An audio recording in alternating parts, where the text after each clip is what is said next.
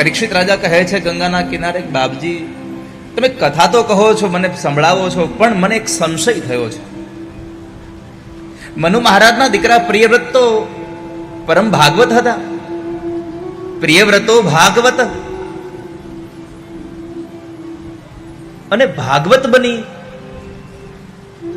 અને એ માણસે સંસારમાં રહીને ભગવાનની ભક્તિ કરી. મને સમજાતું નથી કે સંસારમાં રહ્યા પછી શું એને એના પોતાના સંતાનોમાં, એની પત્નીમાં એને ક્યારેય આસક્તિ થઈ જ નહીં હોય? મને સમજાતું નથી. આ ઘરમાં રહીને માણસ ભગવાન કેમ ભજી શકે?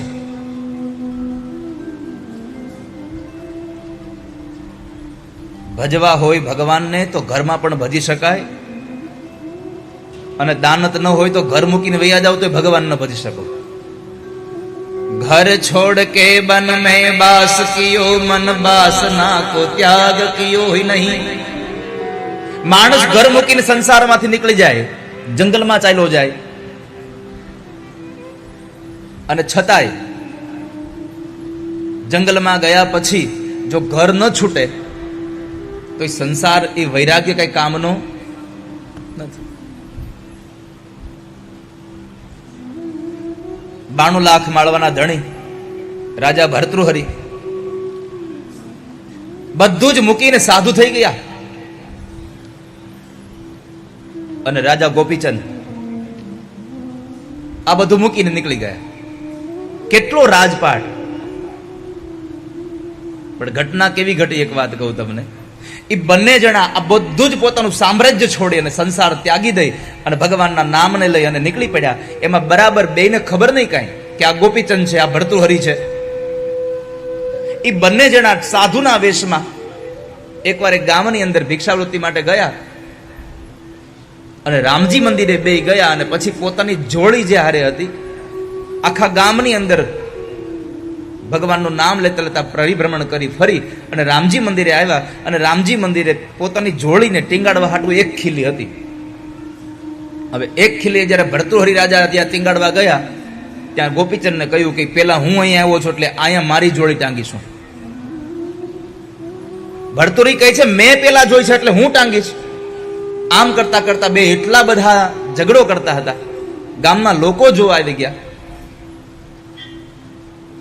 અને એમાં એક 80-90 વર્ષના માજી હતા. બેયનો ઝઘડો જોઈને કીધું કે સાધુના કપડા પહેરીને નીકળ્યા છો અને એક ખીલીથી મૂકતા, જુઓ અમારો રાજા ભર્તૃહરિ અને ગોપીચંદ બધું મૂકીને નીકળી ગયા તો એને કાંઈ પડી નથી, તમને ખીલી હાટું બાંધો છો. ગોપીચંદ અને ભર્તૃહરિને થયું કે આ તો અમારી વાત કરે છે. ઘટના એ ઘટી. પછી ભર્તૃહરિએ ગોપીચંદને કીધું તમે ટીંગાડી દો. ગોપીચંદે કીધું ના ના તમે ટીંગાડી દો. બેમાંથી એકેય જોડીને ટીંગાડી, ખીલી એમને પડી રહી.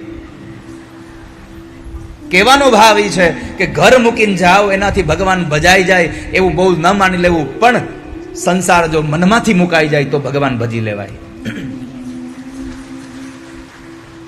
અનુભવીએ એકલું આનંદમાં રહેવું અને ભજવા પરબ્રહ્મને, બીજું કાંઈ ન કરવું, એકલું આનંદમાં રહેવું. આ સંસારમાંથી જતું રહેવું એ સંન્યાસ નથી. ઘરમાં રહીને પણ જો સંન્યાસ લાગી જાય, બધું છૂટી જાય તો એ સંન્યાસ છે. સંસારને બતાવવા માટે નથી છોડવાનું, તમારે મનથી મૂકી દેવાનું છે.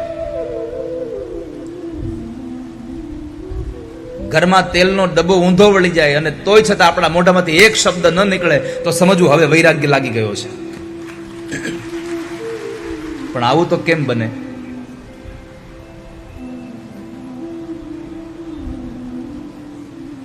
સંભવ જ નથી. મોટા મોટા ઋષિ મુનિઓ પણ ગ્રહસ્થી હતા. કબીરજી મહારાજ પણ ગ્રહસ્થી હતા કે જેમણે સંસારમાં રહીને ભગવાનને ભજ્યા છે. એક કહેવાતો ભણેલો માણસ આવીને એને કબીરજી મહારાજને પ્રશ્ન કર્યો કે મહારાજ, મેં સાંભળ્યું છે કે તમને ઘરમાં ભગવાન મળ્યા, તમે ઘરમાં ભગવાનને ભજી આવ્યો છો. એટલે કબીરજી કહ્યું હા હા, એમાં શું ખોટું છે? ઘરમાં ભગવાન ભજી શકાય ને, શું વાંધો છે? અરે પણ ઘરમાં ભગવાન આ પત્ની, આ તમારા બાળકો, આ બધું તમને અડચણ નથી બનતું? કબીર મહારાજે કીધું બેસો. બેસાડ્યા. બરાબર મધ્યાંતરના 12 વાગવા આવ્યા હતા અને એવા સમયે કબીરજી મહારાજે અવાજ કર્યો, સાંભળ્યું? એ જરા દીવો લાવજો ને, દોરો તૂટી ગયો છે, તાતણો તૂટી ગયો છે. રેટીઓ કાઢતા હતા. એટલે કબીરજી મહારાજના પત્ની આંગણામાં વાસણ માંજતા હતા. ઊભા થઈ અને રસોડામાં જે એક દીવો પ્રગટાવી અને આપીને ચૂપચાપ ચાલ્યા ગયા. બોલો, ભણેલો માણસ ચકરાવે છે ડોક. આમાં તો વધારે ઊંડો ઉતરો, આમાં તો કઈ ખબર જ ન પડી મને. આ શું થયું? સમજાવ્યું નહીં મને કબીરજી મહારાજ. આમાં કબીરજી મહારાજે કહ્યું કે તમને સમજાવવા માટે જ આ કીધું તું. અત્યારે કેટલા વાગ્યા છે? 12 વાગ્યા છે. અંધારું છે? નહીં. અહીં દોરો તૂટ્યો છે? નહીં. છતાં તમે જુઓ, મેં મારા પત્નીને કહ્યું કે દીવો આપી જાજો ને. પોતાનું કામ મૂકી અને દીવો આપી ગયા, ચૂપચાપ જતા રહ્યા. આ મારા પત્ની મને અનુકૂળ થઈને રહે છે ને, એટલે હું સંસારમાં પણ ભગવાનને ભજી શકું છું.